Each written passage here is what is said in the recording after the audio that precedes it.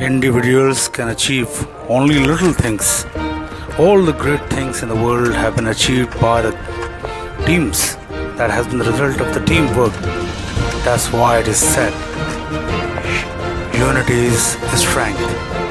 United we stand, divided we fall.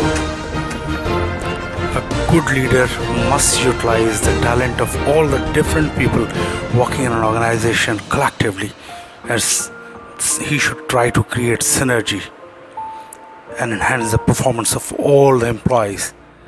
It all depends on the leadership.